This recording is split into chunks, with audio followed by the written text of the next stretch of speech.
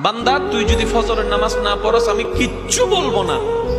তুই ঘুম থেকে উঠার আগে সকালবেলার সেই পেটের ক্ষুধা নিবারণের নাস্তা আমি রাজ্জাক রিজিক ব্যবস্থা করে দিব।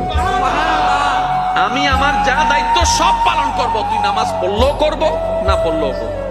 আমি দিলেই তোর খাওয়া, আমি দিলেই খাবারটা রান্না হয়, আমি দিলেই খাবারটা হাতে উঠে, আমি শক্তি দিলেই তো মুখে যায়, আমি ডুব গিলার ক্ষমতা দিলেই তো তুই ডুব গিলতে পারিস। ওই খাবারটা পেটে গিয়ে আমি আল্লাহ হজম করাইলে তো হজম হয়, না হয়তো বদ হজম হয়ে সারা দিনের কান্না হয়ে যায়। আমি আল্লাহ স্রষ্টা হিসেবে যা করার সব করব।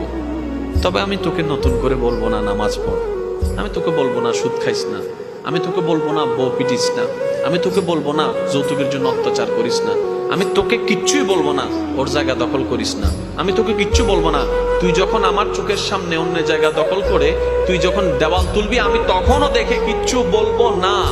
তুই বিয়ের আগে অবৈধ সম্পর্ক কর, আমি দেখবো, তারপর কিচ্ছু বলবো না। তবে তুই যদি বুদ্ধিমান হস, ভুল করলো তোর জন্য একটা সুযোগ দিচ্ছি। আল্লাহ কি সুযোগ? তওবা করে আস্তে করে আমার কাছে নাফসি আমার